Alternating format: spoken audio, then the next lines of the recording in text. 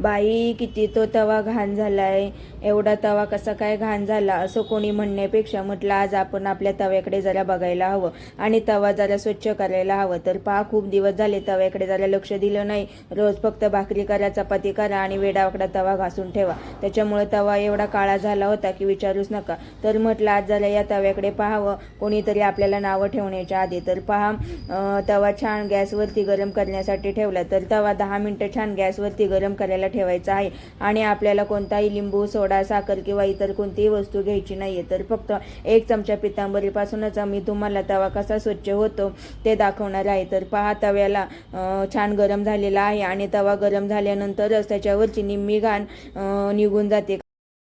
आणि कोणतंही काम करायचं म्हटलं की त्याला थोडासा जोर लावा लागते. तर पहा, आपला तवा एवढा काळा आहे की त्याला थोडासा जोर लावावाच लागणार आहे.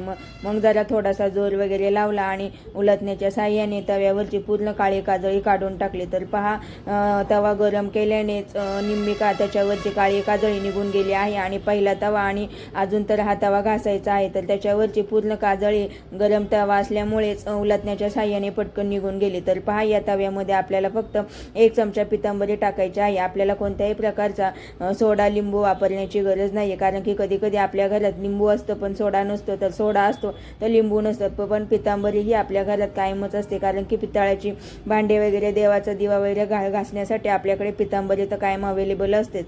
तर पहा, त्या तव्यामध्ये 1 चमचा पितांबरी टाकली आणि वरतून थोडंसं पाणी ओतलं. तर पहा, तवा गरम होता त्याच्यामुळे त्याच्यावरची पितांबरीने निम्मी घाण त्याच्यामध्ये शोषून घेतली. तर पहा, तव्याला थोडीसं पुन्हा एकदा पितांबरी टाकली आणि थोडीसा आपल्या भांड्याचा साबण वगैरे घेतला आणि जरा जोर लावला आणि तव्याला छान घासला. कारण की तुम्हाला मगाशीच म्हटलं, कोणतीही गोष्ट करायची म्हटली की तिला थोडासा जोर लावावा लागतो. तर पहा, घासल्यानंतर माझा तवा किती छान झाला आहे.